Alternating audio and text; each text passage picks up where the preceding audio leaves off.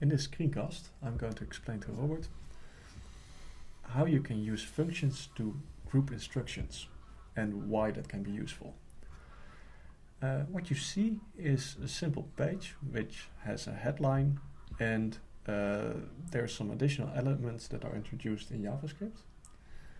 And if you look at the page, it looks like this. I'm going to open it and click. There you go. Here's the headline, and there is 3 images there.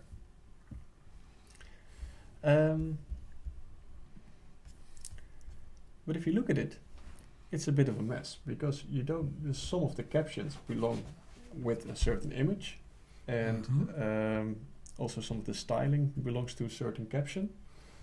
And so it would be nice if you group these things. And one of the ways that you can do this we've seen, is with comments. So what's possible is that you write this code writes the giraffe. That will work. Yes. But there's another way, that's called functions, and there's some benefits to it, and I'm going to show those. So I'm going to remove this this comment, and what I'm going to do is I'm going to write a function which is called write giraffe. And what I've done is I've introduced a function keyword. I've given the code some name. I've added 2 parentheses and 2 of these curly brackets. And in between those curly brackets, I'm going to add the code that I want to display. Which are those? I'm going to cut this and paste it in here, and I'm going to indent these. So now I've created a function which is called write giraffe, and it contains 3 lines of code. Okay. Let's run this. There we go. I'm going to reload the page. What happens? The giraffe has disappeared. Why is that? That's because a function, well, you can declare a function and you can define what code is inside of the function, but in order to have the function be executed, you need to call the function. And you can do that by calling its name. Let's do that. I'm going to say write giraffe. I'm going to add the parentheses open and parentheses close. And if I try it now, what happens is the code that is in the function gets executed and the giraffe appears. I can do the same thing with the other animals that I want to display. So let's create a function write water bug. And I'm going to copy the code that's part of the water bug thing. So that's these 2. And there was some styling, which is this one. I'm going to add that one here. I can do the same thing with the roller. A roller is an Abyssinian roller is the bird that is in the picture. Okay. Right, roller. And I'm just going to copy paste these. Oops. Copy and paste. Now, if I want to show execute these functions, I need to call them. So I say execute water bug and write roller. Let's see if this works. Nothing should change, and nothing has changed. Oh, you see this caption is on top of the giraffe. Let's see why that is. On top of the roller. Yeah, we first write the caption and then we add the image. So let's change that order. Now that should be fixed. But I'm going to show you the main benefit of functions. Yes. And that's that now that I've defined these lines of code and given them a name, I can use them multiple times. Okay. For example, let's say I want to have another giraffe. I can do that. Oh, you want another one? I'll add another one. And now if I execute it, we have a giraffe, we have a water bug, we have an Abyssinian roller, and there's another giraffe, and there's another giraffe. Okay. So I didn't just give a name to this piece of code. Mm-hmm. I made it so that if I have something complex, I can just call it by a name and use that piece of code.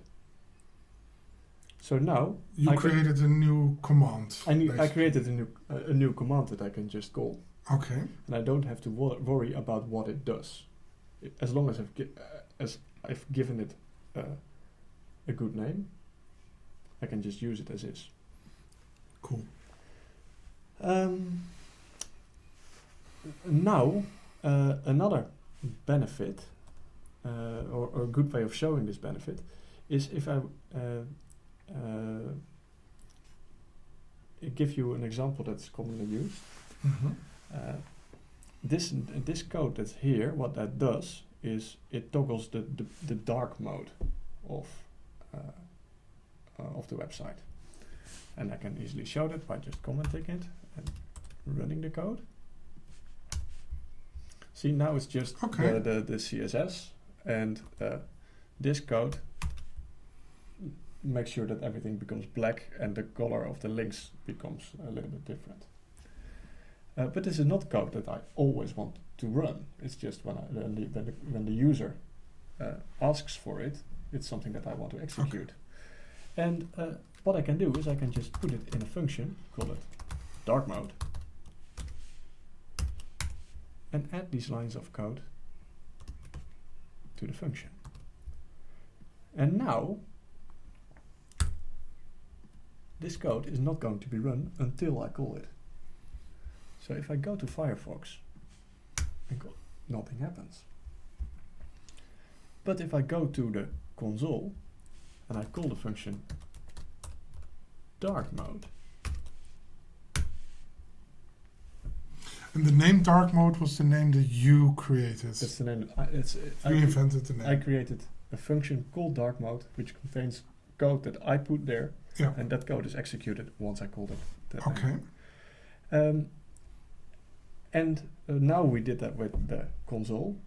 In one of the next videos, we're going to call this code when a button is clicked. Excellent. I have one question about the code. Okay. In the four function definitions, you have the lines of code more to the right than the function, the first line with the word function on it. Yeah. Why is that? Well, it's not because JavaScript forces us to do it, because the code will run just as good when I put it like this. But it's quite essential as a programmer that I know what code belongs in the function and what's outside of the function, because I want to know what's called at the moment I call the function. Okay. And an easy way to do that, and it's a way that's shared with all programmers and all programming languages in the world, is by using indentation. Okay. So now I can very easily see that the function keyword word is defined on this line. You see a small line here, and there's a small line here, and I can just glance at it and know that everything that's between this curly bracket and this function thing belongs inside of the function, and that's much easier if I do some indentation. Okay. Yeah, so to summarize, a function, once you define it, does not get called, as in the code that is in there is not executed until you say it should. Yes. So this is called a function definition, and this is called a function call. Okay. It also means that the order at which you provide these functions doesn't really matter. This doesn't influence the order at which the page gets loaded at all. the order at which you call functions does Mhm. matter. Because functions that get called from bottom to top, just as the regular JavaScript and HTML Yes. is. Any questions? No. Okay.